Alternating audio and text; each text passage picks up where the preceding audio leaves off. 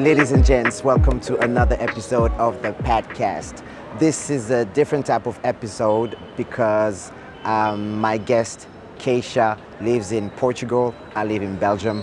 And the only way that we could meet was online. So we decided to do the podcast at home. As you will see during the video, sometimes the quality on my end is not on top.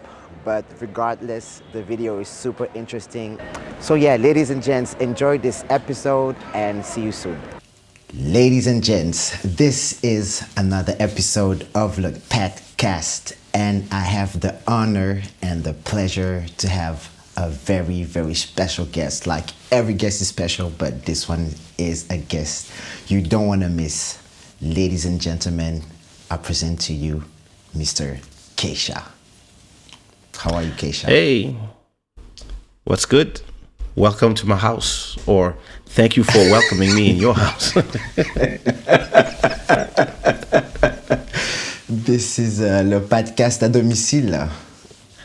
Le podcast parfois, sometimes à domicile is fine. Like, it's interesting, but the more I do interviews from home and shows from home, the less it's easy to make me go out to a TV station or a radio station. It's I feel more like in the future when I get my next home, I feel more like having a whole space the size of my living room. That would just be my media creation studio, boudoir, my space. It's more and more, this is what I feel as a content creator, but also because especially these last 2 years really made me realize that stepping out, and I'd rather step out to go to the beach or go to a restaurant than step out to go to an interview. You were talking about content creation. Yes. Something that is really, really important, which takes a lot of place now in your life as an artist. What I really like is the transition that you made throughout the years, which is, for me, very spectacular. And let me tell you why. For you, it's spectacular. Because it's your ability to see trends way beforehand. And let me give you one example. For me is, I remember your early YouTube years. I do remember. And back in the days, nobody was really invested in YouTube like this. And it was a bit strange in the beginning because you were Kaysha, the big artist. And you're still the big artist, but I mean, it was an anomaly for an artist of this stature to come on YouTube and do those kind of vlogs, and nobody didn't understand. But now, when you look at it, I think it's 10 years or maybe 15 years later, it makes a big, huge like part of your income as well. Yeah. And I'm like, wow, how does he always see the future like this? It's I had so much pushback at that time. I just had a dinner with Bodhisattva, and I was reminding him how much in 2005, when I started my YouTube channel and I started putting my video there, and I was telling my partners and the people in the music industry, the other artists, we should put the music videos here because it's easier to send a link by email to the YouTube video than to package a DVD, put it in a box, and send it to the other side of the world. It will arrive in 5 days, when you can send a link and then all your fans in the rest of the world can see your video the same time it comes out on TV, where on your local place where you have your business, but also outside. So the people who don't buy the music because it just doesn't exist as a CD. So I'm talking back then. The people who don't have access to your music and only have access to the pirated version of your music, they are able to view your music video the same time as everybody else. Those that see it on TV, those that see it on the DVD, and those that see it on a platform. And on the long run, it pays because those people will hire you to perform in the show. So to me, it's not so much about seeing the future. It's just about having a dire, implacable logic when it comes to things. To give you an example, when in 97 or 98, I just released my first album, and I read an article about a new technology called the MPEG that will create compression of audio files and video files. And because of that new technology, a music file of 40 megabytes can be reduced to 3 megabytes. And I'm like, wow, this is crazy, because at that time, a hard drive can only contain like 250 megabytes, and it cost you 1,000 at that time. So I'm like, oh, I'm going to be able to put more music inside of a drive. And then the next week, I read another article about a brand new technology that is called ADSL, that will take the speed of the internet from where it is to multiply it by 20. Because instead of using the old copper wires from the telephone with those modems that we had, they would actually use the electricity and use those wires, because they go faster, and the data will go 10 to 20 times faster. And I was like, wow, that's amazing. But as I'm reading the article, I was like, okay, wait a minute. If we can have musical files that are reduced by 20 in size, and an internet that goes 20 times faster, this will kill the CDs. And that's, to me, it was not even something that I had to think about. To me, it just makes sense. It's hard to explain to people, but when you go to people at that time and you say, hey, CDs are dead, they look at you like, the hell is he talking about? Like, we've been selling thousands of them. Like, what are you talking about? Nah, forget about the CDs. So when I arrive on the YouTube thing, what people are replying to me when I'm telling to everybody, we have to put the music videos on YouTube, everybody's telling me, no, you're going to kill the DVD sales. When me, I'm thinking of a bigger problem.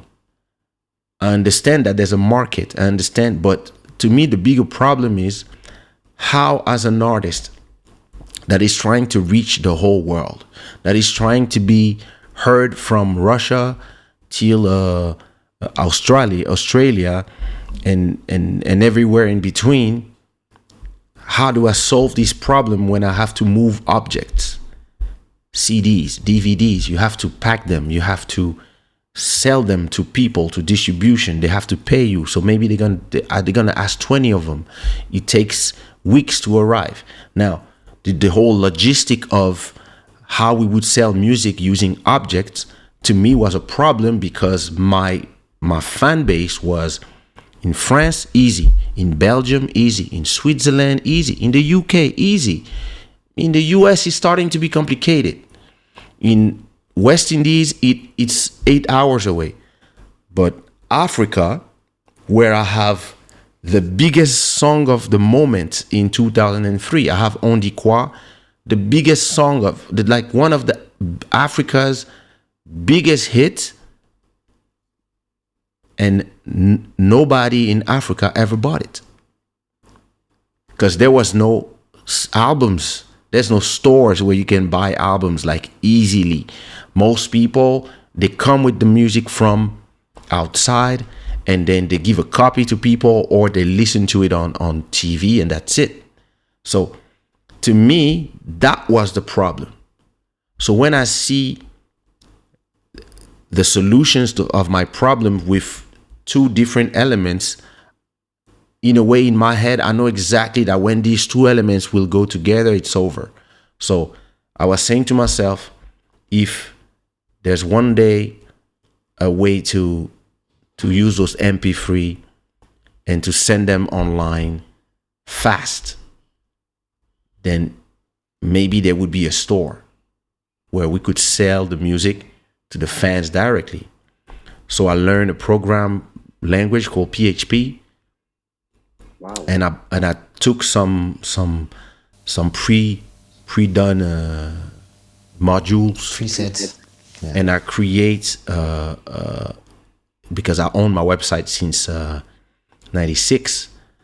So around 2004, I think, I created the Sushi Raw Ultra Digital Store using.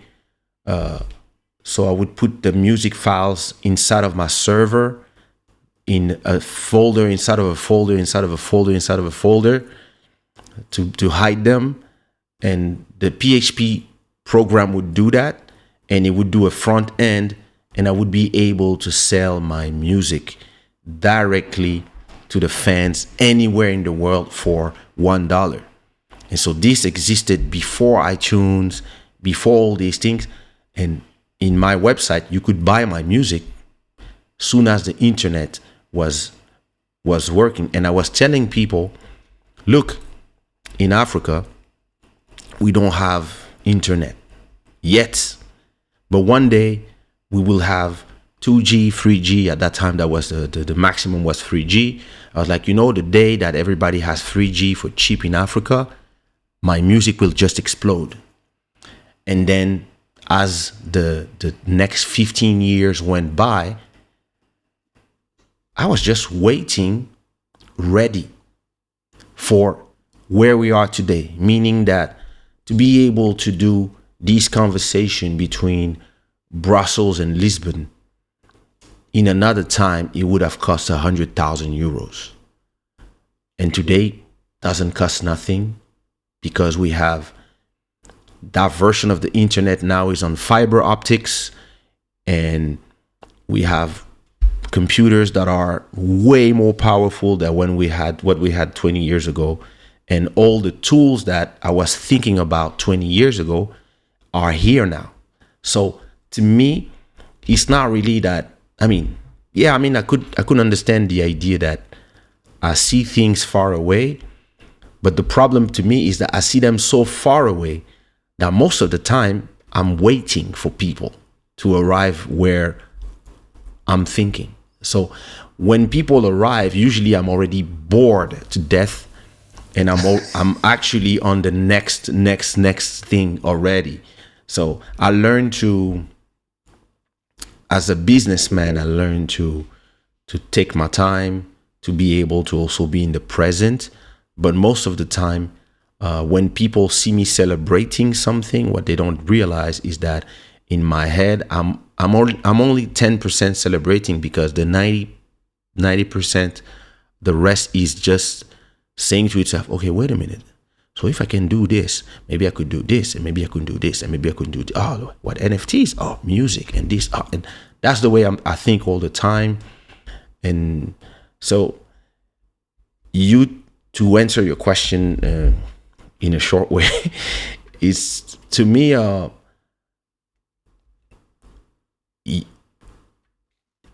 digital content made sense from before YouTube existed.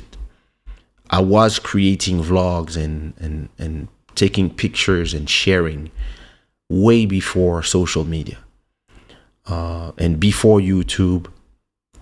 I was already on websites like Vidler. Before Instagram, I was on Flickr. Before Twitter, I was on Audio, which was the first version of Twitter. It was actually something where we could share audio, and I wanted to use it to do a podcast, actually. And then they turned it into Twitter. I remember all these moments, and I see the platforms, and I see the potential in the platform way before the platforms become. So most of the time, I'm the guy like finalement, I'm that guy. So it's nice to hear this part of you, like being a nerd in a certain way, which is interesting. Oh yes, completely. But talking about future and the new steps that are available to us with technology is NFTs, and I wanted to congratulate you with your latest drop. Thank you. For people who don't know, you should totally check Kaysha's art, because apart from being a singer, a businessman, he's also an artist. And I also bought one piece of your art. Yes, thank you. A nice piece.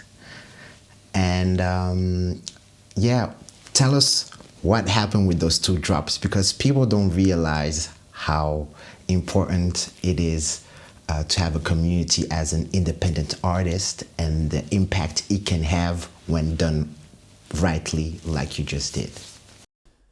So it's so interesting where things fall in place. 2 years ago, I think it was the end of the quarantine, and I'm in bed, and it's probably 4 a.m. and my YouTube was on autoplay. So I was probably watching a video about cryptocurrencies, and then I fell asleep, and it just kept playing videos and playing videos and playing videos. And at 4 a.m. I just wake up, and as I'm awake, I'm hearing somebody talk on the TV, and that person is talking about non-fungible tokens, and I'm like, what the hell is he talking about? He's like, yeah, NFTs, blah, blah, blah, the revolution, and Ethereum, MetaMask, like explaining that you can take an art and you can have a smart contract in the blockchain that is impossible to pirate, and this is a proof of authenticity, and because of this, there's some projects of people that have been selling art, etc., etc. And I'm like, what? Oh. And then I fall asleep. And then when I wake up, YouTube is still playing. And I remember that I remember waking up, stopping YouTube, and saying to myself, there's something that I have to see, but I don't remember what it is. There's something that I know. And then I was like, oh, it's on YouTube. There's something on YouTube. And I'm like, what is it? And I start looking at my history.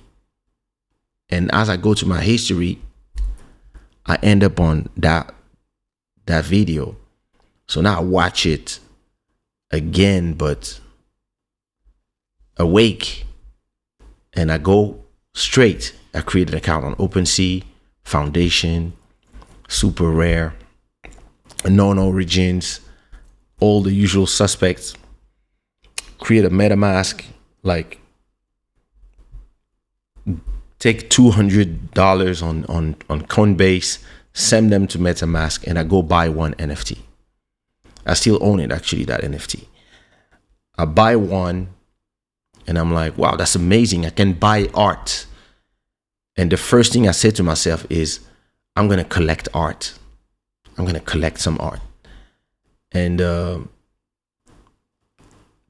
call Bodhisattva. I'm like, bro, go to This is the next thing. Like, I don't know how I know, but I know. Listen, this is the thing. Blah blah blah blah blah. And I'm like, yo, imagine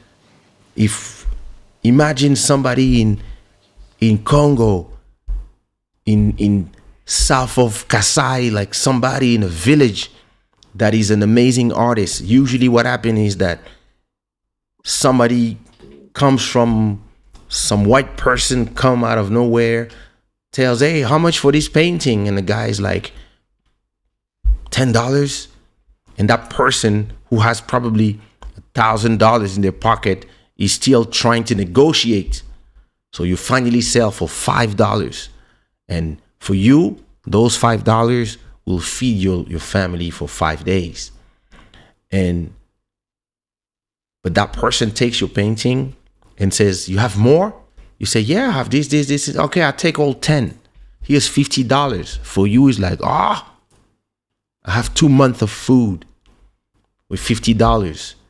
But that person is taking your 10 paintings and exposing them in New York, inventing a story about your whole thing, and then telling that story to people who have no idea who you are, and they pretend stuff, and those artworks are sold 5,000 a piece.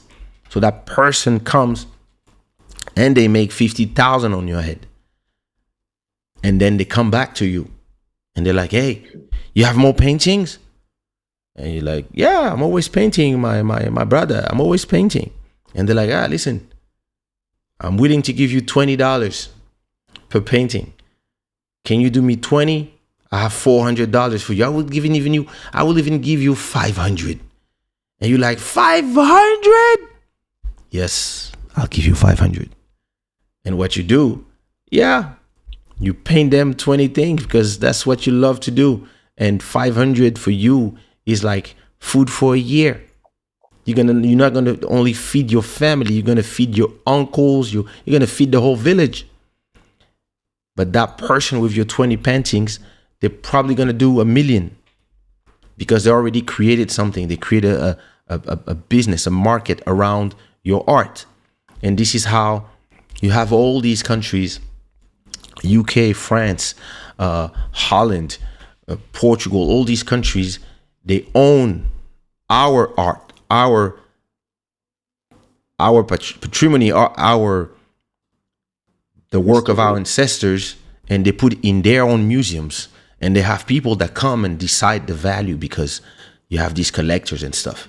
And they don't want to give them back. That's the craziest thing. Now imagine if you had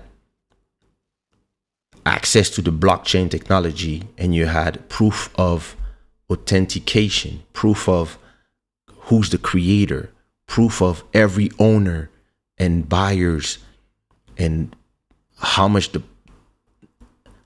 it was sold throughout the years, and you had 10% of every sales on the secondary market. If your painting is sold and resold 10 times, you will get 10 times the 10% of that. And maybe the person who comes and buy it to you has to buy it on the price of the market.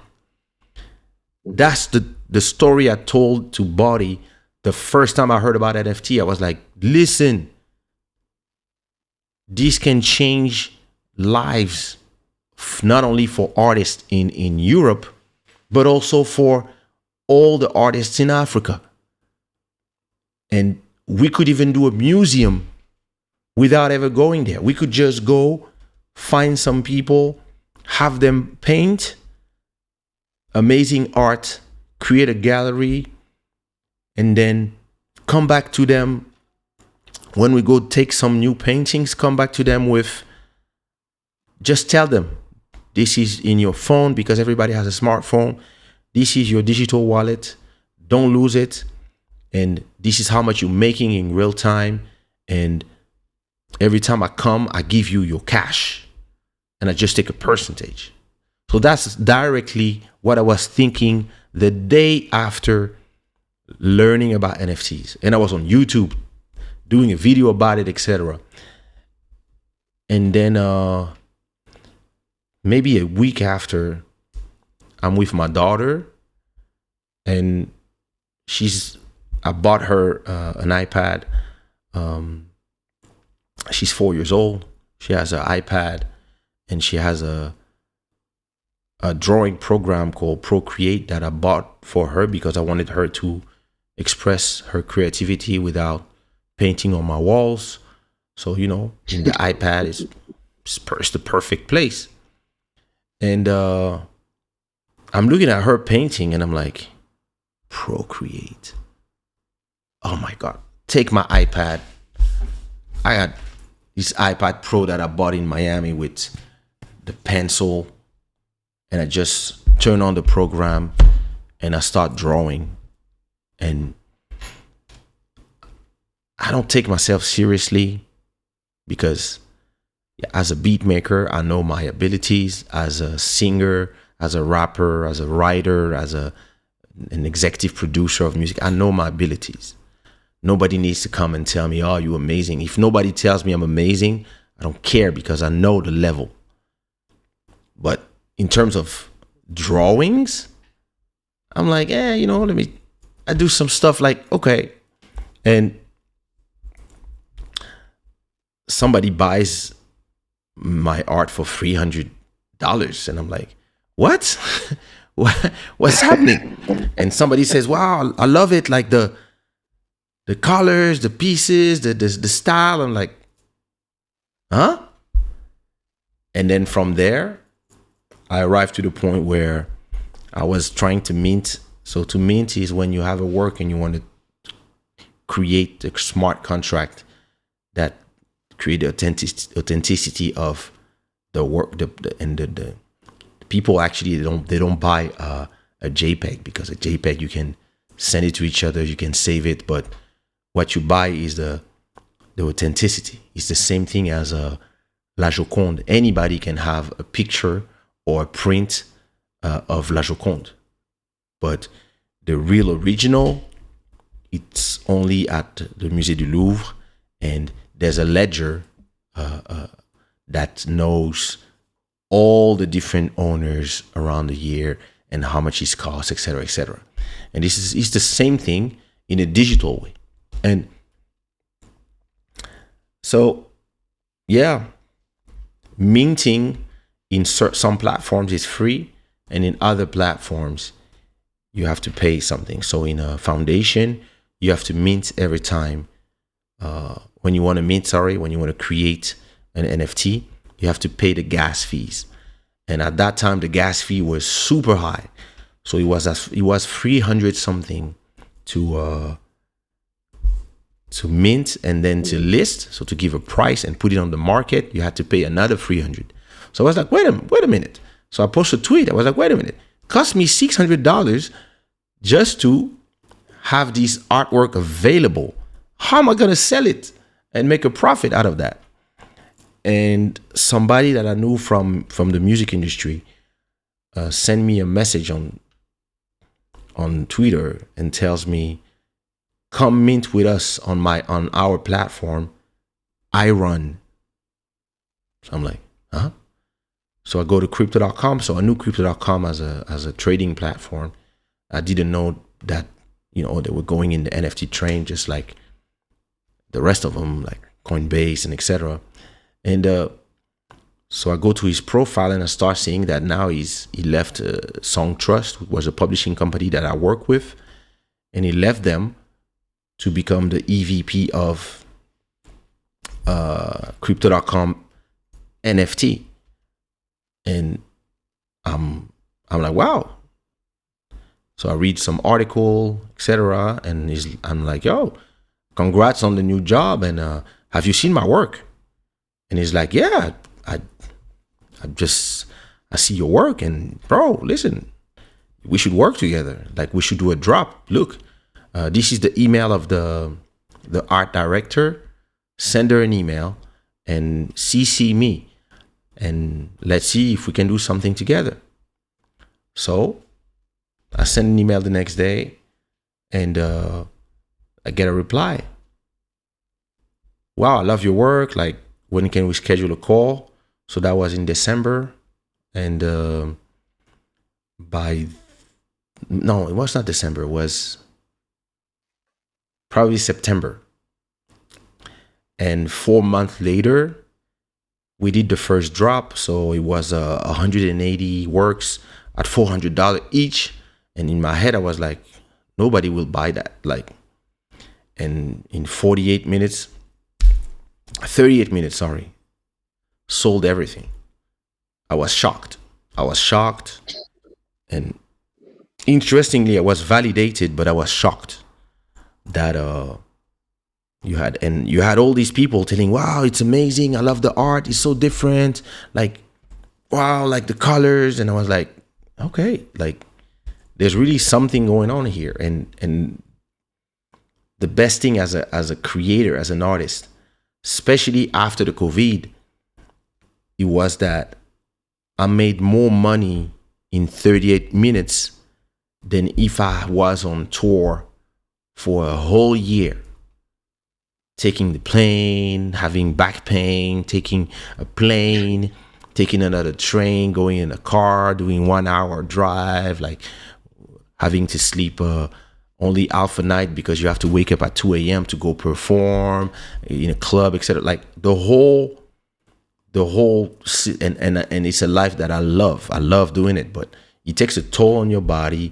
and it takes a toll on your family as well, because if you're on tour for a month, you don't see your kids, etc., etc. And something that when you are younger, you're willing to sacrifice, but when you get a little older, you want to enjoy these moments with your kids, and all of a sudden now you have the possibility to say no to shows, to say under a certain price I'm not interested, because after COVID, a lot of people started taking advantage of artists because they knew that artists struggled during these 2 years, where it's simple. We were the sacrifice of all the governments.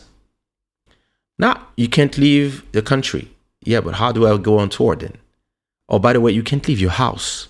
Well, so how do I pay my rent if I can't leave my house as a DJ, as a singer, as a guitarist, a drummer? So when everything opened, a lot of people and a lot of clubs were actually themselves without taking advantage of the situation. Yeah, and some of them as well had no treasury. They had no money themselves because they had their clubs closed for 2 years too. So it's this situation where, there's a lot of people those who came out of that and didn't abandon, they might not have paid their rent for 2 years.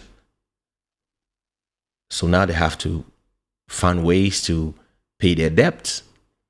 So they're forced to accept anything just because they have to pay something. If not, they get kicked out of their houses like their other colleagues. So the fact that you can say, oh, you know what? I just made $100,000. So if you don't pay me my price, okay, stay home. It's incredibly powerful as an artist, and I've never been an artist that felt bullied by people, because again, I have a sense of self. So when somebody tells me it's a long time you didn't do a hit, that's why I don't want to pay you X, I say, yeah, but you're gonna ask me to sing my songs from 20, 15, and 10 years ago. So why are you pretending? So I never fall in that bullshit, but some people do. So it's interesting. Sorry, I'm all over the place, but yeah, that's me. No, it's okay. It's okay. So the only way I think this is possible as well is like having a big community. How were you able to build a big one over the years? Because maybe you didn't have a hit scoring in the charts right now, And one thing that you do have is support. So this is something that certain artists, like artists that came out this year, by the end of the year, nobody will talk about it anymore. But you still have this. How were you able to build such a strong, loyal fan base? Or do you think there's a secret? I don't know if there's a secret. I believe that first of all, you have to be real with people. Like a lot of people, they pretend that they want to smile with you because they want you to buy something, or because they they forced to be there, they paid. I'm a person, I always felt that the people who listen to my music, buy my CDs, or collect my art, I see them the same way. To me, those are the people that I touched with a song, and my songs are the soundtrack of their lives. So a lot of people will tell you, first girlfriend, first boyfriend, wedding, songs for their mom, songs Heartbreak. that heartbreak, songs that with the words that they don't know how to say, songs when they wanted to say I'm sorry and they didn't know how to say it because they were too proud and they could play one of my songs, or songs in all the weddings and all the parties, family parties, on the quad barbecue songs, like all these songs. Some people they grew up with those songs, and some people they got married on those songs.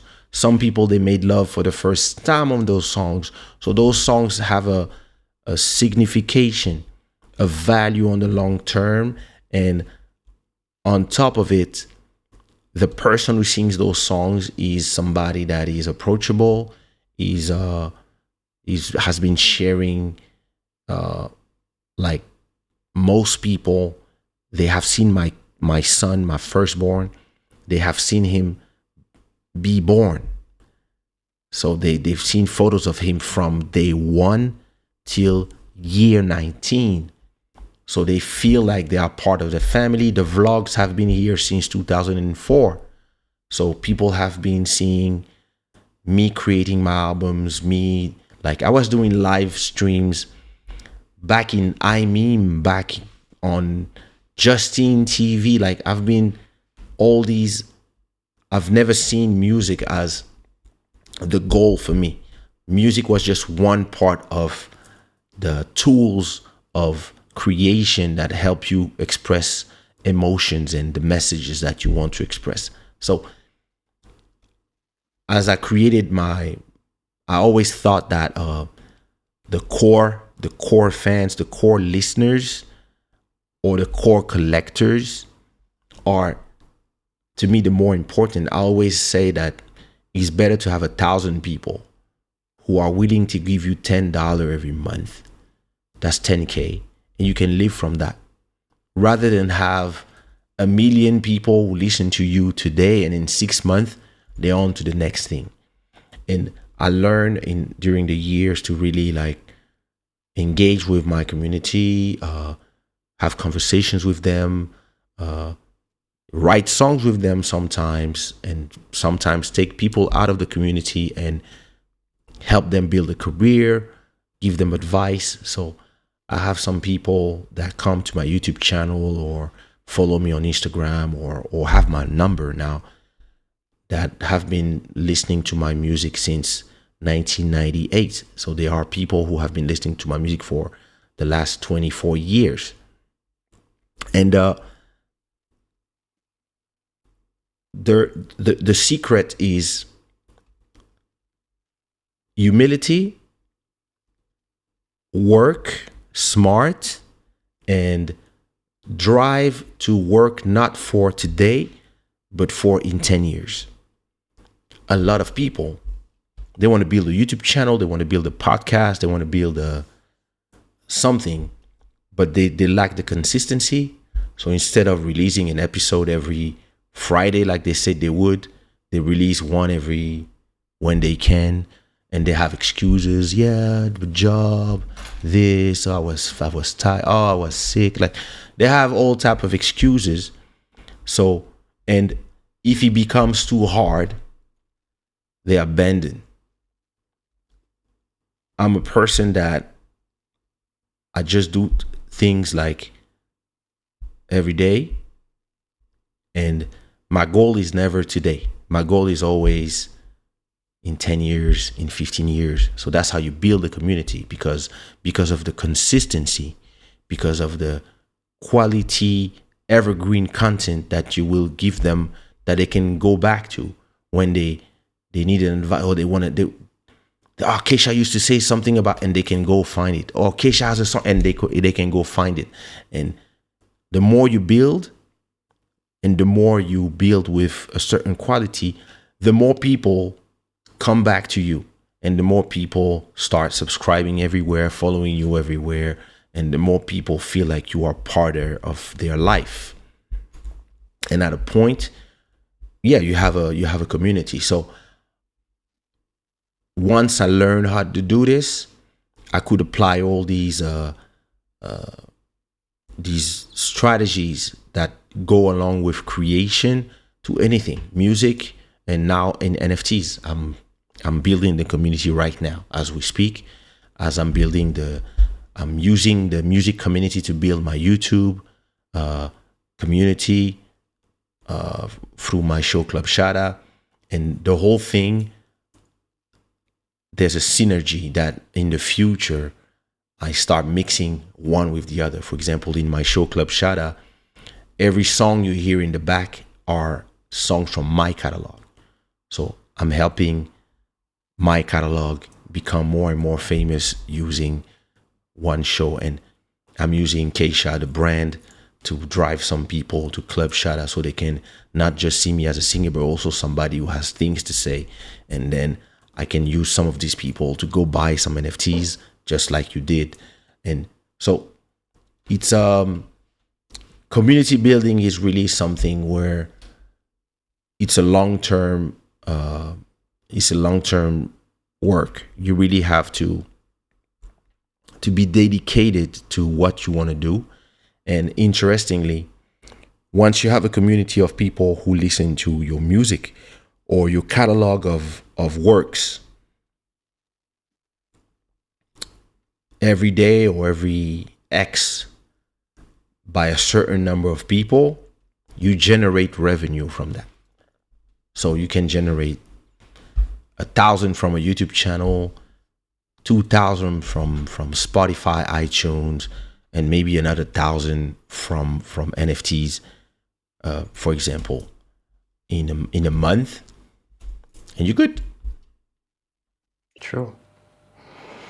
Talking about music, there was something funny. I was talking about you with my girlfriend, and she's from Guadeloupe. And back in the days, they used to believe Oh, yeah. that you were, they thought you were from Guadeloupe. And I told her, like recently, I told her, no, Kaysha, 243. She was like, no, you lying, you lying. I told her, look, I'm sorry to break it down, sorry to burst your bubble, but Kaysha is from the Congo. So that was funny. That was funny that people really believe that you were from there. It's not just from there. The beauty of the way I am, I would say, because it was not a strategy, but the beauty of not responding to the question was that if you ask people from Ivory Coast, where is Kaysha from? They will tell you, no, it's from Trècheville. If you ask somebody in Angola, where is Kaysha from? They will say, no, he's an Angolan. Or maybe they will say, oh, he's from Guadeloupe. But if you ask the guys from Martinique, they will say, no, he's from Martinique. And if you ask the guy from Guyane, they will say, no, he's from Guyane. We used to be there walking. We used to. And I've walked in all these places long enough that they believe, because I was just seamless inside of their streets too. And I speak the languages of all these people. So of course everybody believed that I'm from there. And at the same time, because I'm somebody who loves music more than I love territories, I tried I tried to do a little bit of, every time I go somewhere, I listen to something, I like, oh, I want to do this. It's fun. It seems fun. So Virgin Music did it. Angolan, Kizomba, Zouk, Coupé Décalé, Afro House. Like, because I do everything, a lot of the people, when they love one song, they will associate me geographically to that song and believing I'm from their country and debating about it with other people. And but when people rap and they are from in Guadeloupe or they are in Paris, nobody assumed that they're Americans just because they rap. But rap was invented in America. But we have this thing where we believe that our genres have to be like, if you start doing rumba, you have to be from Congo. And to me, it makes no sense, and it never made, because I don't believe in barriers. I don't believe that we should limit ourselves to where we are from, because it would mean that then it would mean that even people from Guadeloupe should not be allowed to do dancehall reggae because they're not Jamaicans. But then when somebody else comes and do zouk, some of them are like, hey, what you doing here? I'm like, the same thing you do when you rap or when I'm just making music. I'm just making art. And yeah, it's funny. For a long time, when people were asking me where I was from, I would always answer China, because I would realize that most of these people were trying to limit me into whatever box that they wanted, and I was just not letting people know. It was in plain sight in every song. All you had to do was read the lyrics. Like, first of all, I'm fabulous. African, that's marvelous. Oh, that's in Africa. Or I have a song from '98 in my first album that's called Kinshasa B-Boy. I don't know. Like, I have a lot of songs where I like, yo, born in the Congo, RDC, land of all black people. It's in the songs. But the people don't listen to the songs. They're busy making love. So I understand. It's okay. It's okay.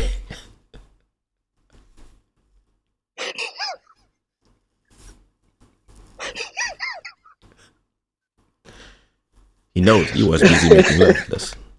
That's why. Oh my God. It's so funny. No, really. And what I like also, when I watch your YouTube channel, you're full of so many fun stories. And I'm not sure if it was that song. L'EDS, one of the biggest tunes that you did. I don't know if it was that song that you got in the studio and the record label asked you to do a hit, and you came, I think, in the studio, you had nothing prepared, and you basically wrote the song on the spot. That's crazy. I did the song before going to the studio, but they called me an hour before telling me, yo, we in the studio already, we're waiting for you. Don't forget, the girls are coming at 2 p.m. to record. And I'm like, it's Wednesday? Oh, I don't have a song. Damn, I don't even have a beat. So like, as I'm, so I take a quick shower and I still have like 40 minutes to be in the studio. I sit down in front of my computer and I just like, doo, doo, doo. I'm taking like, I was trying to do the deeper beat. I went from the deeper beat And then I was like, like it was really done so quickly. And I was like, oh, I like this Asian sound. And I was like, oh, listen, I'm gonna do a kizomba. So I did a kizomba like Kaysha style, and I arrived to the studio with the beat. And I had two songs. I had this one, and I had their second biggest song called it was a reggaeton one, Danse avec moi. And I arrived to the studio. Yeah, I had no lyrics at all, like nothing. So on a changé. When I made the beat, I gave it to Kamnouz, who's a rapper, but he also does great melodies and lyrics. And he wrote on that one, and the other one, I was like, so Lila she was 18, and she had such an attitude when she was young. She was like, I'm waiting for the lyrics. So I'm like, okay, j'ai attendu ce moment presque toute ma vie. And everybody's laughing. It's like, what you saying? I said, yeah, go sing this. J'ai attendu ce moment presque toute ma vie. And she's like, you want me to sing this? Yeah, sing this. And she's like, and then what? I said, sing this. So she sings that. And I'm like, okay, cut. Okay. Et emporté par le flow. And that's how I just improvise her the songs. And actually, I realized in this, my new album, Bantu Royalty, every song was recorded this way. I just turn on the microphone and I'm just going to listen to the beat, and depending on what I sing first, the rest will come. So I could just listen to the beat and be like, it's funny how people change. And I start like this, like, it's funny how people change. Yeah. And then now I have this, and I'm like, and I thought you would be different. And I record that. And actually, I record so fast that when you are trying to write on a paper a song, if you just improvise songs, you actually can do amazing songs. And my whole album was recorded this way. So yeah. This reminds me the way that you make music. That's where the how can I say, but the saying goes from Sushi Raw, because you make music as raw as it is. And I remember when I was young, I was like, oh, Sushi Raw, what's that? I always liked it. It was funny, but people thought it was because I love sushi. It was like, not even.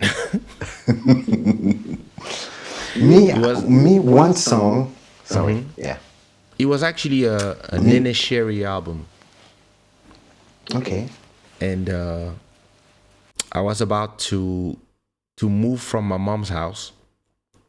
So I was packing all my stuff and packing all my CDs. And there's a CD that was on the floor. I grab it and I'm like, oh.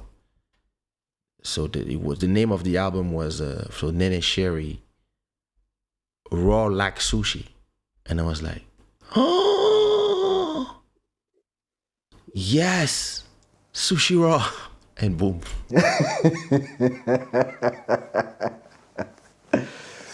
Me, one song in your whole career, it's going to be maybe sound strange, but this song to me, till this day,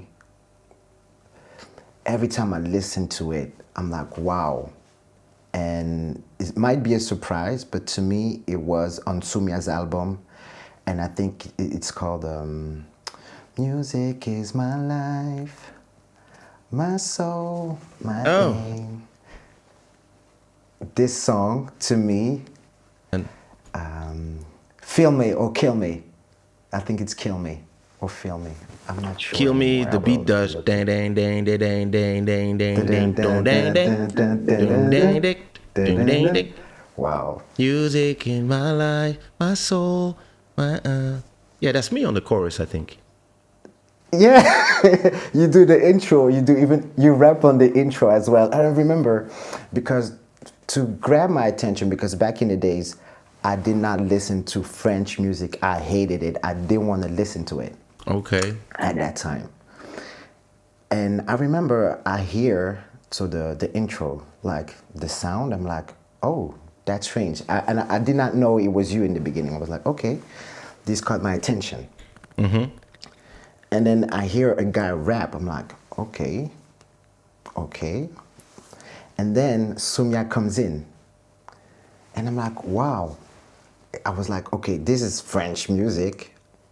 I'm not a fan of it, but I really vibe with it. Because sonically, back in the day, the music that you could hear in the urban scene, to me, was not as polished and as finished as the United States. For me, the United States was always the benchmark. Of course. And so when I hear this sound, and I'm like, wow, people that sing in French can do this. I was shocked. I was shocked. It's so interesting because a lot of people told me a different variation of this story. A lot of people told me, oh, I don't listen to Zouk, but when I heard you, that's the first time I was like, yo, damn, it's Zouk, but it sounds like hip hop and it sounds like R&B and it's like this sounds like Jodeci and like and actually, yeah, it's because I never saw myself as a Zouk artist or a Kizomba artist. I always saw myself as a hip hop beat maker. So even when I was doing Caribbean music, and when I do Caribbean music or African music, my brain is wired to. I grew up listening to house music and hip hop actually, and if you listen to, do you know Durand Durand? Yeah, Pet Shop Boys, yeah. Bromsky Beats, That was, the 80s. yeah. If you listen to the sounds of the 80s, you like, oh, actually, his music is just Caribbean music with some hip hop heaviness and the sounds of the 80s.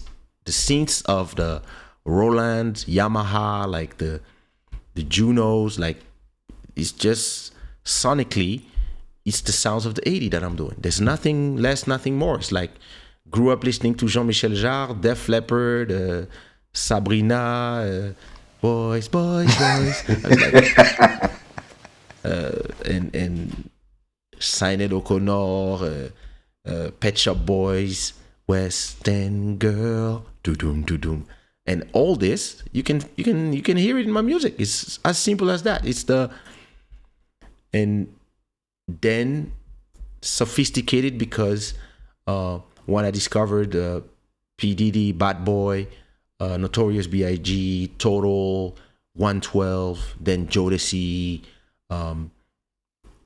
Pete Rock and CL Smooth, Naughty by Nature, like those were the ones that I was listening in my Walkman when I was, and then Ralph Tresvant, Bobby Brown, like all these influences. Somebody who is versed into the sonics of music can hear them directly. Plus, you can also hear the Afro Zouk of Oliver Ngoma, rest in peace. The production of Manu Lima. You can hear the music aquarium by Stevie Wonder. You can hear the Brazilian music, the Brazilian sounds of Gal Costa or Flavio Venturini. You can hear all that. If you listen to Michael Jackson, George Michael, the Wham Days, Cameo, Troop, Casey and JoJo, and etc., etc., etc., you can hear that this is actually the influence that I was based on when I was doing my music. And this is the reason why it was a prism that had a lot of sides to it, and everybody could connect to it from the side that works with them. So somebody who was into Zouk could be like, nah, this is not Zouk, but damn. And somebody who didn't like Zouk but was into R&B was like, yeah, it's Zouk, but damn. And somebody who was African was like, this Motema song, I don't like Zouk, but ding, ding, ding, ding, like, ding, ding, ding. I was like, oh, and Lingala singing, like, there was always something to hook people. It was like a mega virus that can attack you from different sides. And so this is why, like, when you listen to my music, you from the young to the older, most people, they always have this, yeah, that's not really my thing, and like, or normally I don't listen, but and that's funny to me. It's just, yeah, it's just freedom as a creator, freedom to explore and to propose. And then if you like, you like. If you don't, somebody else will. And I always made sure that I never lost that freedom. Yeah, because it's true. Now that you say it, and I reminisce this song.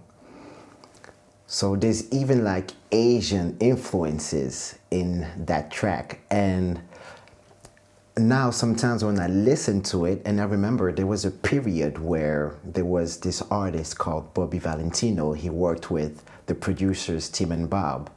So I was like, wow, Kaysha did this 10 years before. I was like, wow, this is crazy. Even autotune. Yeah, T-Pain.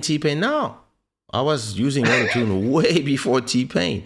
I was using autotune from when Cher, who was the actual first person that was famous with "Do You Believe in Love?" I was one of the first one that was like, oh, like, I sing for people, but I never thought I would sing on a CD, on an actual song. I used to sing way before, but to do demos for other artists, because I was writing lyrics and melodies for other people way before I ever sang for me myself. But yeah, one day, yeah, I think it was the artist that was supposed to do the chorus for my third album. It was an album where I wanted like every verse to be a rap and every chorus to be sang. And so I had Linsha's girlfriend at the time, called Dedi, who was supposed to come and sing everything that I wrote in the album. And the day that he was supposed to record, he was sick, and he was sick for like 2 weeks, so he could not be available. And the 2 days after, I was going to Ivory Coast to perform. So the engineer is asking me, so what are we doing now? I'm like, I don't know. So he was like, let's just do some demos, so that since you're going on tour, record some demos. I'm just going to put you to autotune. You're going to record some demos, and at least when he returns, even if you're not there, he will have a guide that he can use to sing the songs, and then maybe we'll send you an MP3 so you can listen to it. And so I recorded all the demos, and yeah, listen, the person who was mixing my album, when I came back from tour, he was like, okay, the album is finished. I was like, but what about all the singing parts? It was like, no, yeah, I mixed everything. It's like, oh, he came? I was like, nah, I used your vocals. I was like, what? And yeah, that's how I ended up singing One Love. Wow. Yeah. Crazy. It is. I want to talk about your relationship with Bodhisattva. How did you guys meet? Even though I think I might know the story, because you know, when you see Kaysha, Bodhisattva is not very far from you. So I'm curious to know how you guys met. One day I received a message on WhatsApp. It's no, sorry, WhatsApp on MySpace. I received one day a message on MySpace from this young guy from Central African Republic telling me that he loved my stuff and he's a beat maker himself and he's a DJ and I'm like, oh. And I replied to him, yeah, let me hear it. So he sends me links to some albums. I think on MySpace you could put your songs. I don't remember what he sent me, but so I go listen and I'm like, yo, that's some nice stuff in there. Listen, I have this song that would be great if you could remix it. You know, I mean, I was like, hey, it might be good for you because I have a lot of followers, you know it. Like, I had 30,000 followers on MySpace or something like that. And at that time, that was huge. Yeah. And I'm like, yeah, you know, saying maybe we can work together on some stuff. And he sends me a message saying, yeah, for 2,000 euros, I can do it. I was like, who's this guy? Who does he think he is? Who does he think he's talking to? And I just forgot about the guy. I just ignored him from that day. I was like, yeah, okay, peace. Like, this guy, nobody knows him, and he's here telling me that. And probably 5 or maybe more, maybe 10 years after. I'm not sure how many years after because I don't remember when was MySpace. MySpace is like the early 2000s, I think. I'm not sure. But because Instagram is 10 years, so Facebook is probably 15 years. Yeah, it's around like 16, 17 years ago. Probably 5 to 7 years later, I go to Miami to meet some friends of mine that are, and they bringing a few DJs, including Jeff and Bodhisattva,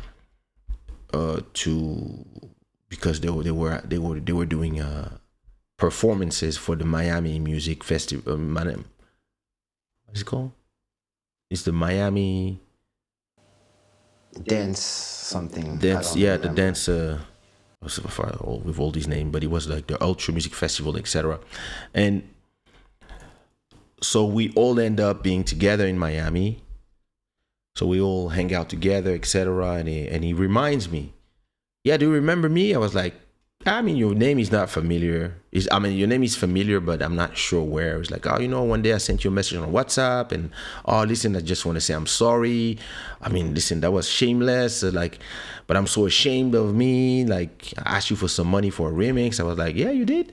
I was like, well, listen, don't worry about it. It's okay. It was like, no, but you know, I'm so sorry. And that night he was playing at the Delano Hotel. And I was like, you playing at the Delano? Wow. Like I was speaking of Hotel Delano because I was looking at it with the Stark architecture, etc. I was speaking of the Delano Hotel back in 1998 in my songs. I have a song where I'm like, we could be chilling together, Hotel Delano. I remember like those are iconic places. And to me, the idea that this kid was playing at the Delano Hotel, I was like, wow, that's impressive. But I mean, okay, maybe he's just invited. And so I come to his set with Louis Vega and Anane. And when he performs, I see a lot of white people dancing some strange made up African moves.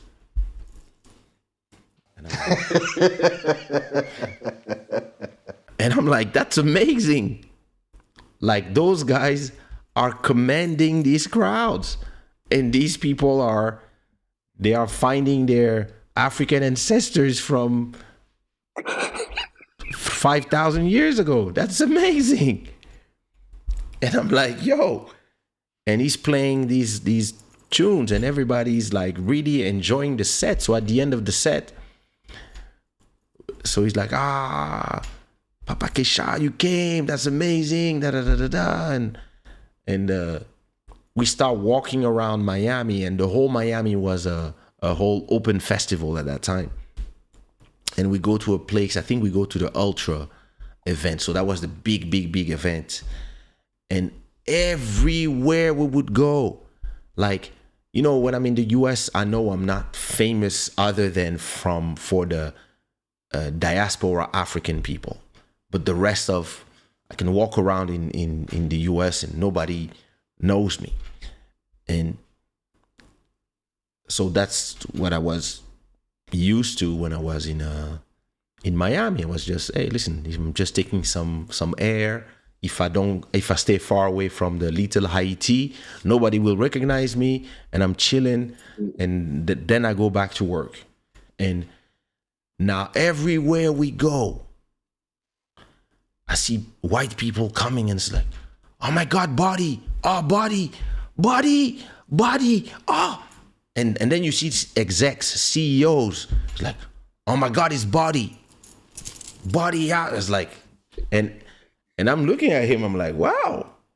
And him, every time somebody says, oh my God, body, is like, yeah, but you should, there's the legend. This is the legend, Kaysha. And everywhere I go, we meet 5 people. Oh, this is the owner of whatever records, whatever, or some big DJ, like big DJs like Bob Sinclair come down, and they're like, body, wow. Oh my God, body, I love you, body. And he's like, this is the great Kaysha here. And I'm like, bro, you don't need, listen, I don't have that ego. You don't need to present me all the time. Take your shine, take your flowers. I'm cool. Don't worry. I don't make music for fame. I make music because I love music. And from that, I took him way more seriously, not only from seeing him play, but also seeing how he commended the world, the world, and how like the crowds were really like drawn to his ancestral soul. And then from that moment, we started talking a lot all the time. And then back when we were in Paris, his father passed away. So I was one of the first person to have him on the phone at that time. So this also made the bond bigger. So I started becoming like a bigger brother. I started giving him business advices for his music, because I really thought that he could use all these tools that were at our disposal for his music. And he was pushing back at the time, because he was really trying to be like this purist house music person. And I was like, you're gonna live poor if you keep being that person. Use this, have a YouTube channel, do that, release singles. Like I was like trying to push him into strategies. And then we talked a lot about business, a lot. Like we had long debates and conversations about business from time to time, not every day at that time. At that time, it was like once every week or 2 weeks, we would have those conversations about what I'm doing. And then I moved to Portugal. And then from what I was telling him about Portugal, and how I found peace here, and how I was like becoming a digital nomad, he moved as well. And once he moved, we were kind of, even if we have a lot of Portuguese friends, we still feel alone in a way, because they don't speak French. We like to speak French or English, etc. So at a point, because he was here, we start speaking even more and more and more and more. And then as time went by, he became my best man for my wedding, and it became family. It became really family. Like his mom, rest in peace, used to call me son as well. So it's really it becomes just part of the family, and looking out for each other, trying to share successes, share ideas, and push each other to the right direction. And I think we had probably 20 tracks together, because he's such an incredibly talented person, and I really feel that he deserves to arrive to a certain point. And I know that people view success as being famous and having all these people listening to your songs, making all those streams. But I believe that being famous is being to feed your family. To feed your family without asking to yourself, when you are smiling to your kids or to your wife, but asking in the back of your head, how am I going to do? Like, I don't know what to do. Being successful is not asking yourself these questions. Just knowing that it's fine. You got a roof over your head, Jah provide the bread, and everybody's is happy. Love. So I believe that it's a brother that really deserves to arrive to a point where it's not about the recognition from a certain crowd. It's more about his music belongs in movies, in TV shows, and in NFTs, and to explode like in maybe the way in his scene the Black Coffee did. I believe that he deserves that. But then that's what I believe. The success for him might have a different form, but and he's already incredibly successful, but I know there's a point for artists where you fine.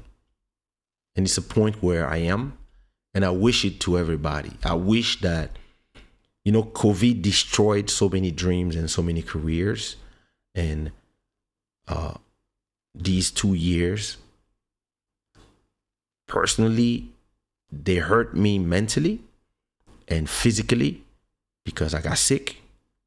But as financially, I didn't feel nothing, because my streams, because of everything that I built the last 20 years, financially, even when I was like, am I gonna die tonight? Like when I could not breathe from the disease, I was still making money. As I was like, oh my God. Like when I had a little bit of lucidity, I was like, oh, I just made 100 euros. Okay. I have to make sure my wife know how to get it. Like, so it's, for a creator, it's the best place to be. And this is what I wish for him and a lot of others. I wish people to be able to, whatever they do, is it a podcast? Is it music? Is it whatever? I wish on him and a few other people, and most positive creator, I wish them to be where I am today.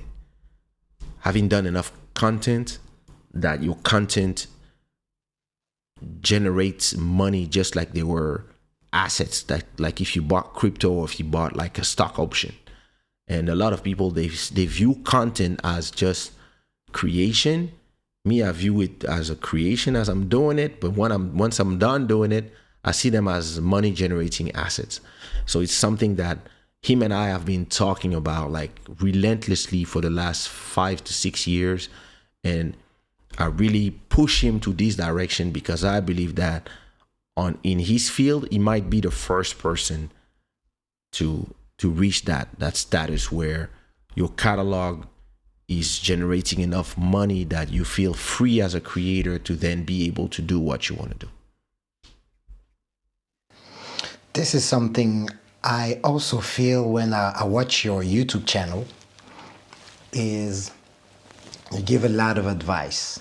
a lot of advice for free. And you know, if people watch, but you gotta have time because you're a great storyteller. So, you know, there's also a lot of content to go through. But if you find the right content, you might find a lot of answers to your questions and how to navigate a certain, and that's something I really appreciate also. I remember back in the days when you used to do your series Inspire, I believe it was called.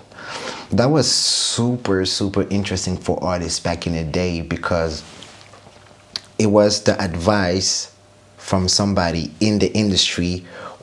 Not only was it advice, but also from somebody who was successful, who did something and had the track record that goes with it. You see, it was not just somebody on the internet that just goes on live and tells, yo, I'm gonna tell you how to be a star. No, there was something really backed by your numbers.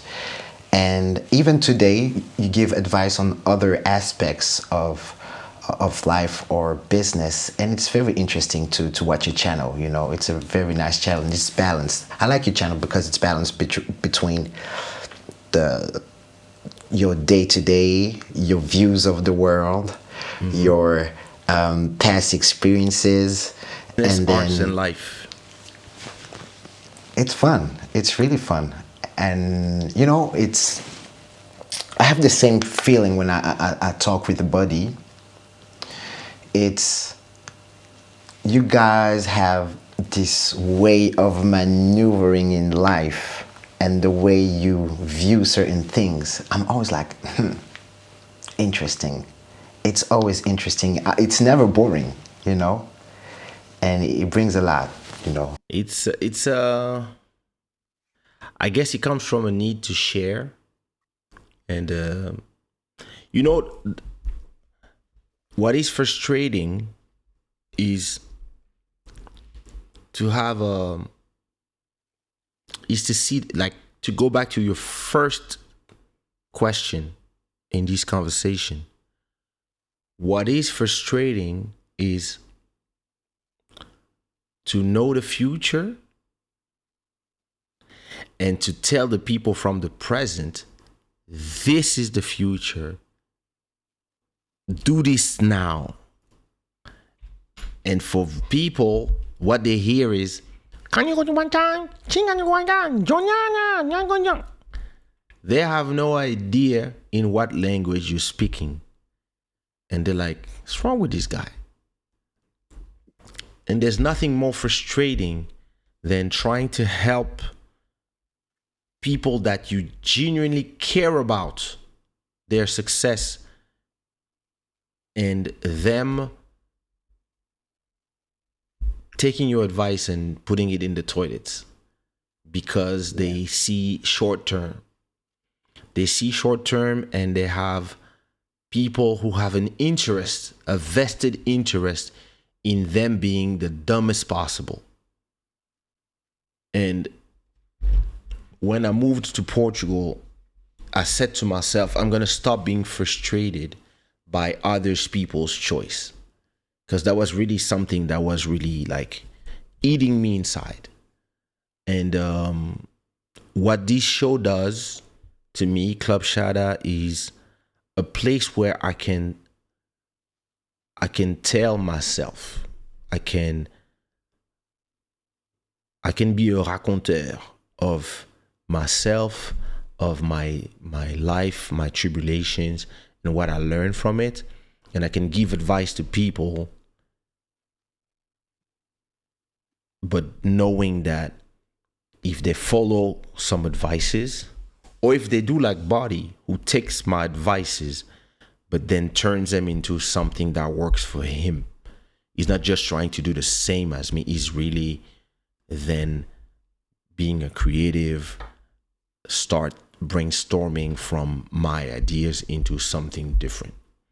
So like the Quarantine Groove, for example, taking Quarantine Groove from Instagram to YouTube after episode 50 was something that I say this is imperative You cannot keep producing content for a s- a network that doesn't pay us. On YouTube, you'll be paid. So those things. And this show is a way to have conversations and give advice to the people who will need them when they see it. And it helps me relieve this need to give those opinions, give those advices, give that commentary, and still not feel responsible if people don't follow and then they fail, which is something that I really used to feel, and today I don't anymore.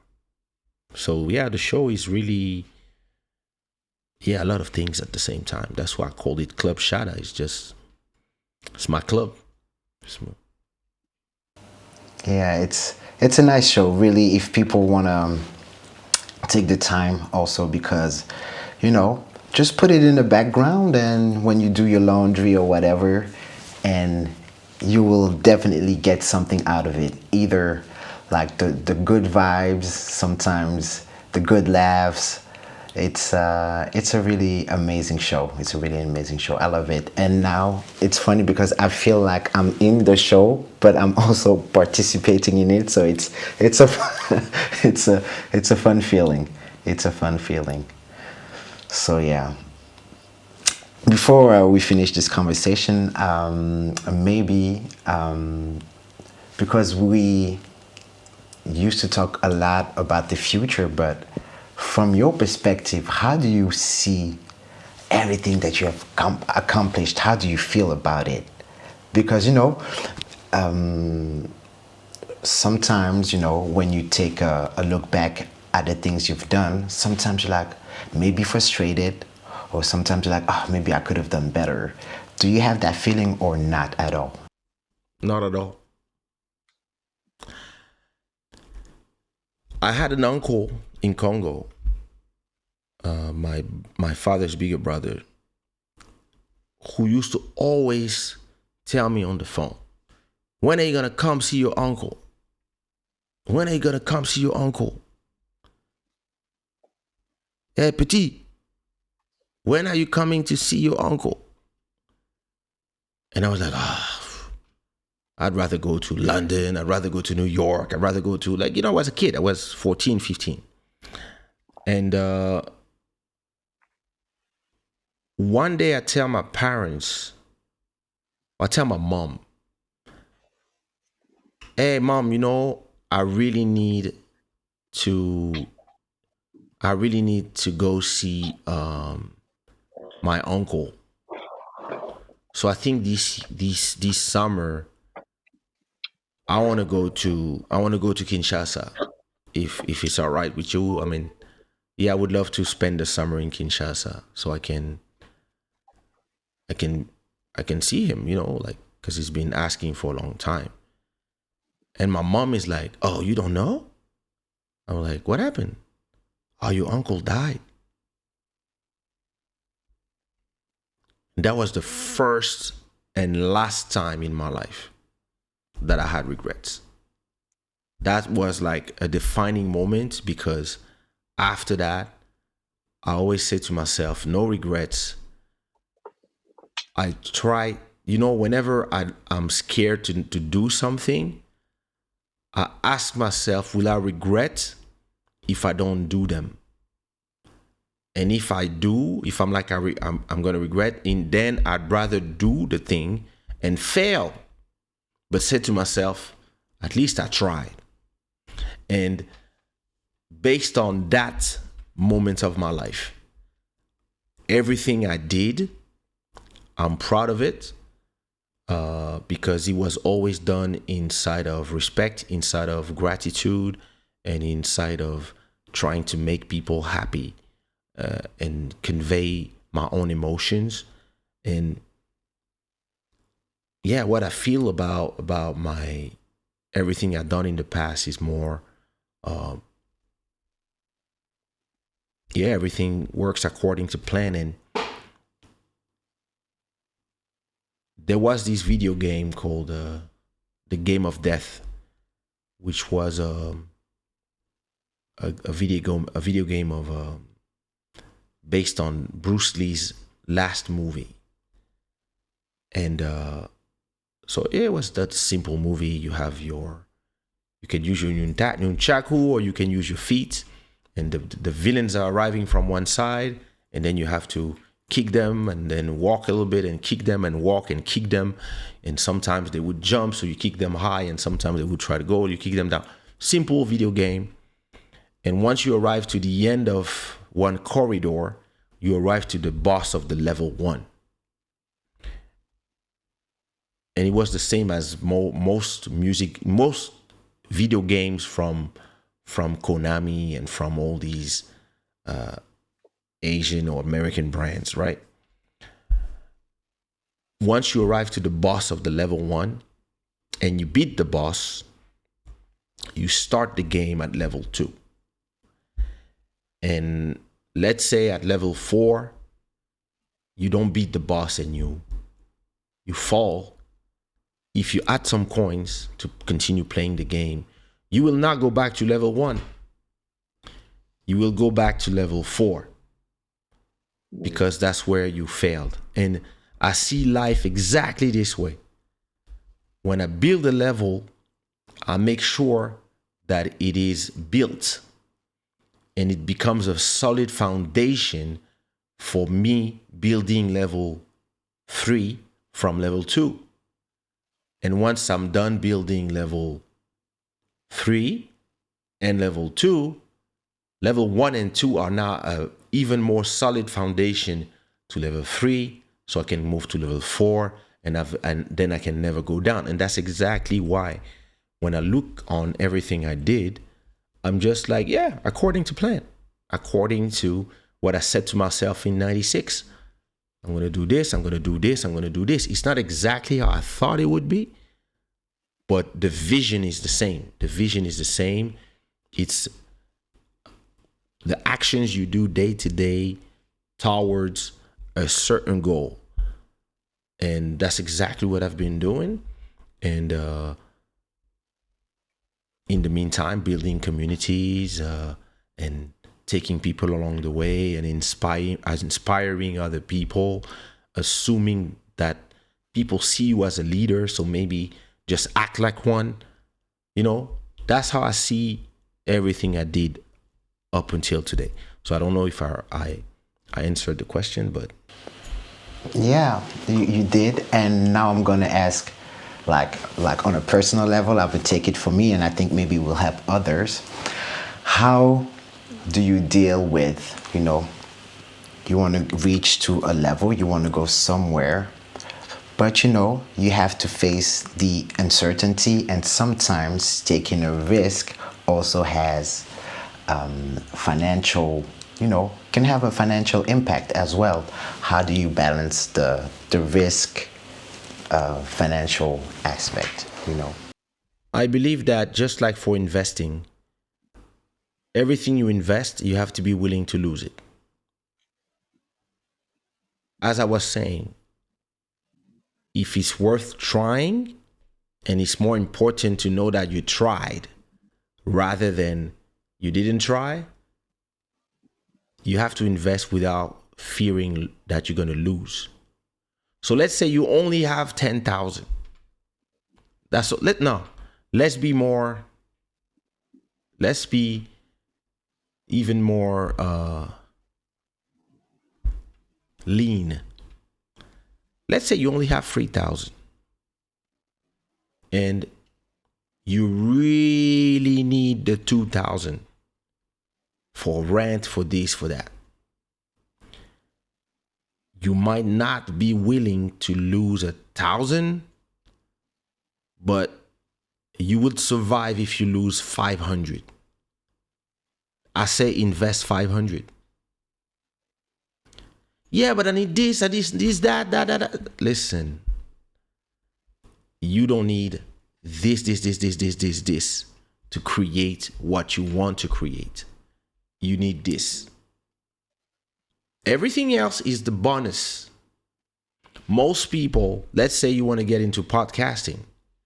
Oh, I want a studio, I want this, I want cameras, I want lights, I want 2 cameras to do 2 angles, I want this, I want that, and that.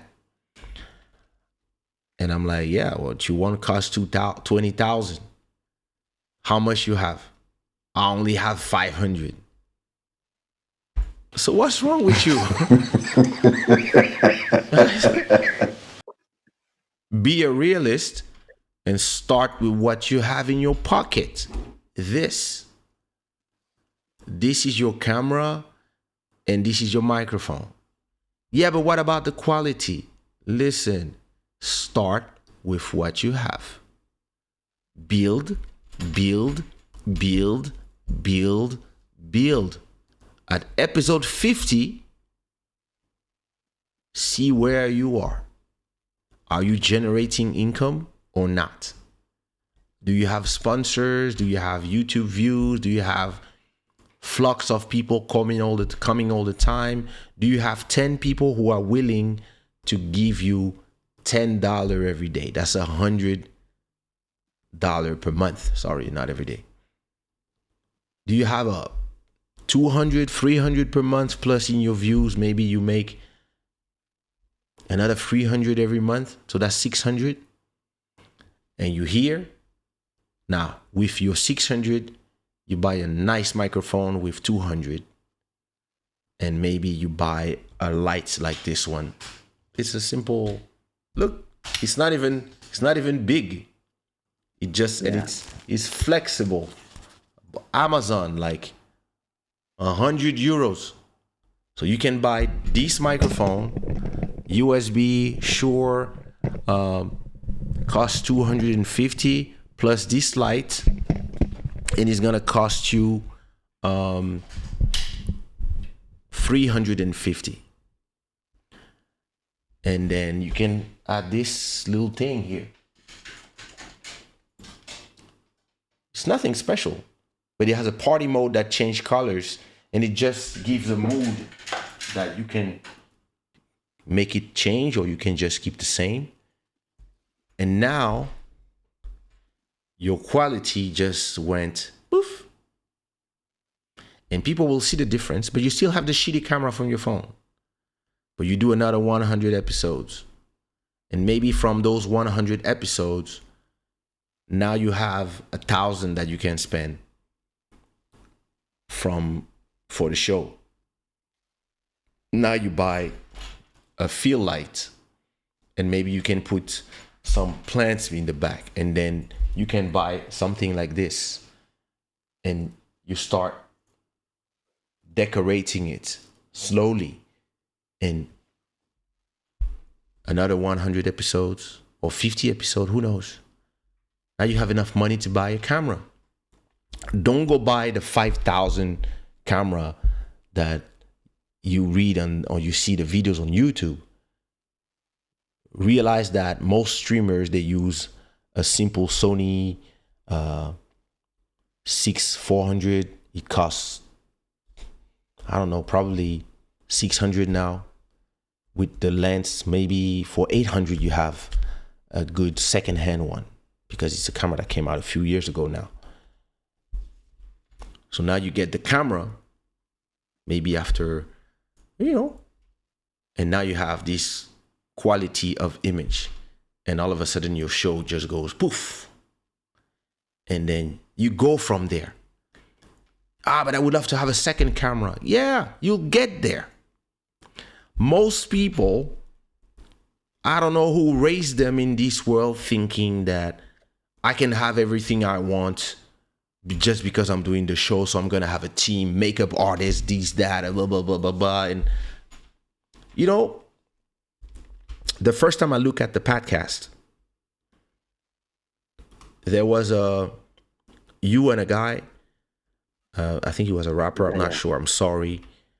And you guys were outside. I was like, he's gonna do his show outside? I was like, yeah. Okay. I was like, okay. Okay, yeah, probably they have like a team, they have whatever. And I was like, do they have somebody that prevent people from walking in the set? Like, I was asking myself so many questions. And then I saw your second shot was about the West Indies. That was an Yeah, episode that I saw Guadeloupe. about the West Indies, and that was in a totally different place. And me, I was like, wait a minute. So he's gonna do a show in a different place every time? I was like, Yeah. okay. I mean, I guess those people are taking it to that level. It's cool. And then most people they start maybe too high, and then they realize. I mean, I'm not talking for you because I don't know, but most people they start higher than what they can, and then they realize that if you just started, you're not generating money yet, you don't have a sponsor, and now you have people that you count on to come film you, to come do this, to come do that.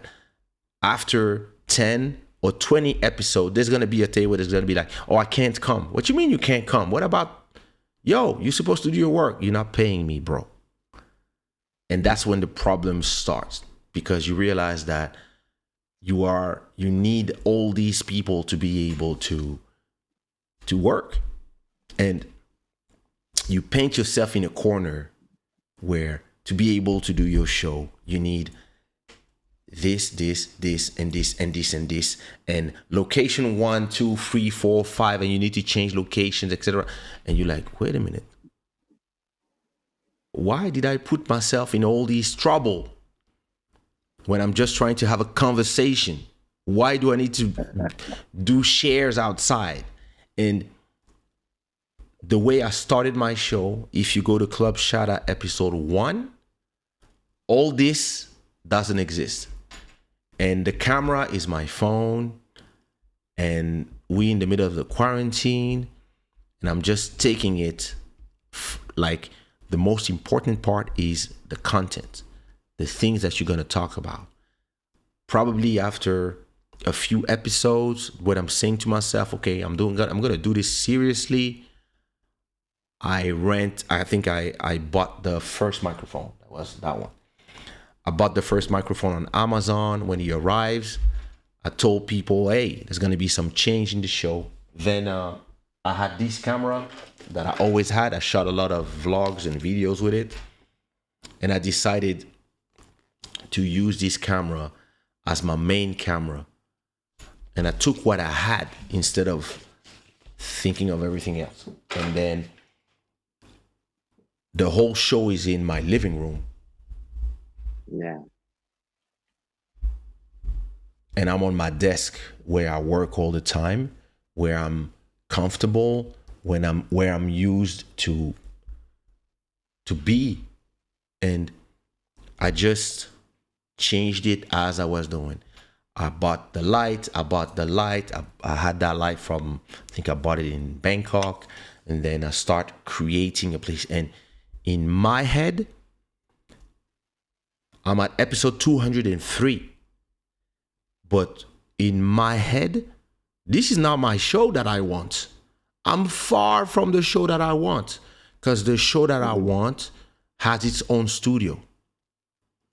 And I have like Club Shada written in neon, and I have like something, decor, bottles, the peluche, some things. I want the place has to look a certain way. Like I have this whole idea of how my show's gonna look like. But I know that for this, I would either have to rent a place for that, and that's too expensive now for the show, or I have to wait until I move to my next house. When I have a house, instead of having 2 bedrooms, I have 4 bedrooms, and I can take one of them as my office. And then I can create exactly what I want. But all this in my head, I know where I'm going, but I'm not going there before I'm ready to go there. And I think this lack of patience is what is killing a lot of dreams, a lot of great projects or great ideas get killed because people think more about the fioriture rather than creating good content. Because if you go and watch episode 3 of Club Shada, you're going to be like, yo, the content is amazing. I see the difference in the image. I see the big bird, la barbe de la quarantaine. You see that wheel in lockdown. You can hear the kids playing in the back, like, but It's part of the journey.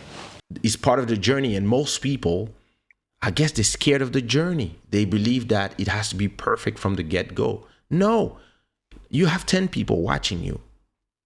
So you can build, as you build the community, you can build the show. You can, like, maybe you have a job on the side, or maybe this is your side stuff, and you have a job, a real job in real life.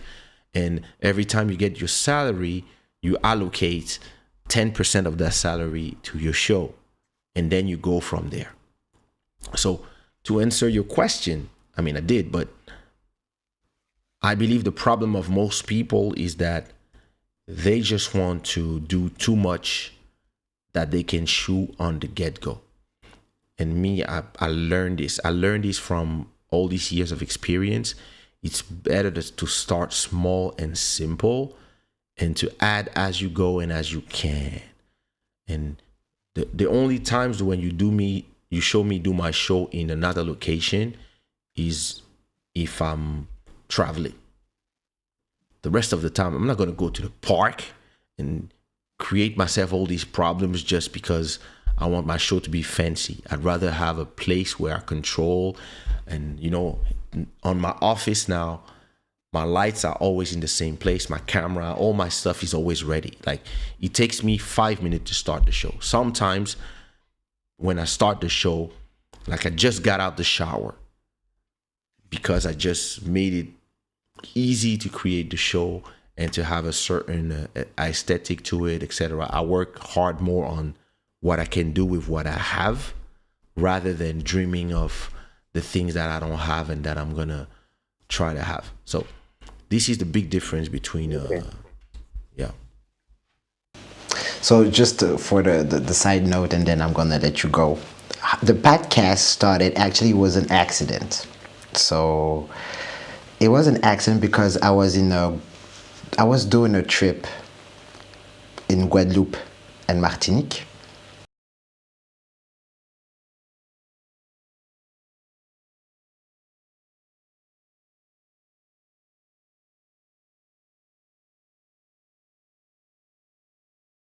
Yes, how the podcast started. I was doing a trip in Guadeloupe and Martinique. And, I love watching YouTube. I love watching YouTube and those travel vlogs. So I was like, I have a camera, I'm going to do my travel vlog.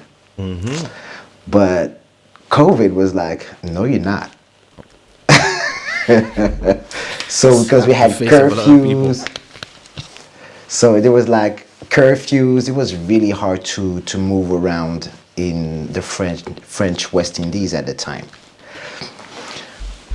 And then I'm having a conversation with one of the guests, and I was like, oh, your project is really interesting. You know what? Let me get my camera and just film, and let's talk about it. And that's how it started. And then I was like, oh, I have this amazing exchange. I want to share it. But I was like, yeah, I'm going to share it. And then what? People are not going to understand or comprehend. I just shared this video of this nice exchange. But then what? And I was like, it's not going to do justice to this video because I'm going to put it out, and after that, nothing's going to happen from my point of view. So I was thinking, I was like, you know what? Around me, people do stuff and interesting stuff. And I don't have to be in Guadeloupe, Martinique, or at whatever corner of the world to have this type of conversations. So I started to send like some messages on Instagram, and I was like, yo, I'm launching a podcast. Do you want to come? And people are, most of the time, yes, let's do it. So the other thing was like, okay, I want to do a podcast, but I don't have a studio. I don't have a place to do this. So Yeah, yeah. wherever, it's like I was like, oh, the chair I did in Guadeloupe, I'm gonna do it outside again here in Brussels. So It we took looked the chair, great. and that's how it started. And I tried to, and it's not that it was the concept to change and to have the chair. Yeah, yeah, It yeah. was It was just more. I do with what I do. So I take my camera, I take my mics, record, and that's it, basically. But do you And feel, not to make it, I mean, it's a conversation, but do you feel that it is easier to do it that way, or actually if you had a place where everything is set up, you come, you turn everything on, and you're ready to roll, that rather would be than nicer. that's it. So to me, that's what I was saying earlier on. We all started really not knowing that we were starting.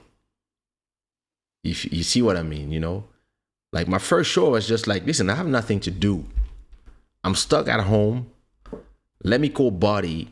I just found this new program called Ecamm that is like a nice version of OBS, and we can connect to YouTube and be live. Let me test this. And I was like, okay, we'll call this show This is Sushi Raw Vibes. And that was the first ever show with Buddy. That's it. And then it was a quarantine. I was like, oh, maybe I'll come back just tomorrow, maybe in 2-3 days. And then as we were going, it became a thing. But as it became a thing, the difference between what you are telling me and what I'm doing, or the way I did it, and it's probably the experience of just being a content creator for all these years. I started on my desk from the get-go. From the get-go, I was like, listen, I have to be in a place where it's simple. So, of course, if you're traveling, it's different, but I have to be in a place where there's no noise, that I can control the lights. I'd rather turn off the blinds, turn down the blinds, rather than let the sun come and go, because this is gonna, like, all these things, I know them because of habits and yeah. But straight away I was like, yeah, I have to be in a place like my desk, and then I'll go from here. And it's more exceptional to see me outside of my desk rather than see me in my desk. And this is where a lot of content creators in the beginning, they don't really know what they're gonna do. So they meet, they go da da da, and then when it becomes a thing, they don't realize that the first thing they should do is have a place where you are comfortable doing what you have to do, and you are, yeah, listen, if I want my notes, I got my screen, I'm in front of my screen, I have all the screen real estate, I see us, and I can put notes, the points I want to go, etc. If I'm doing something different, like all these things, I thought about them before everything else. As I was creating, I was like, oh, but then my brain is wired that way. I will always trying to streamline the processes and make sure that it's easy to produce quality content in quality and quantity. Because being live for 2 hours twice a week, that's a lot of work. That's a lot of time. It's exhausting too. And you have to control, yeah, you have to see your sleep. You have like, and I believe that a lot of people, they have the talent, they have the ideas, they might have the people, but they lack the execution. And this is something when I have conversations with Body, I tell him all the time, great ideas are nothing without the execution.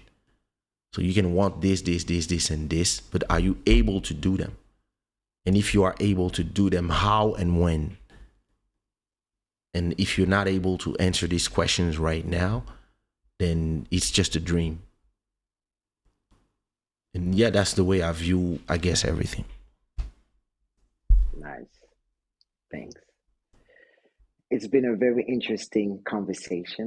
We've been Thank you. talking for I don't know how long. Thank you for your time. I will let you get your good night of sleep I need so that that you're gonna after be my able to. long NFT selling night. I need Yeah, a good night of just. I'm not even going to disturb my wife and my daughter in the bed. I saw they were sleeping and taking the whole bed together. I'm gonna just put TV on my sofa and disappear in dreams eventually.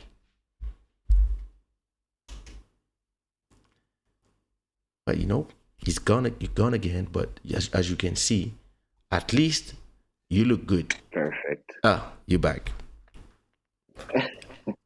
You were, you. So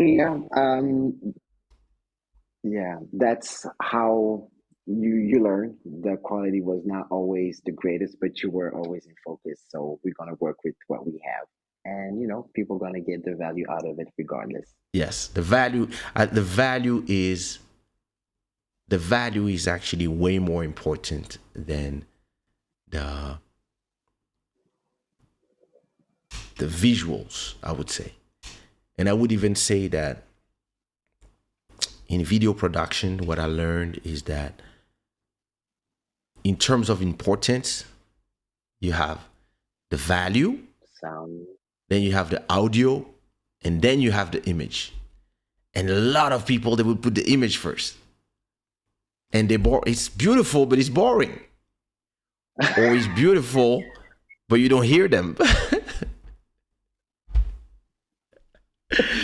So yeah. Indeed. And it's something that I learned to do to be faster because I love to edit, but then I started being like, no, I don't like it. I love the idea to write as if I was live.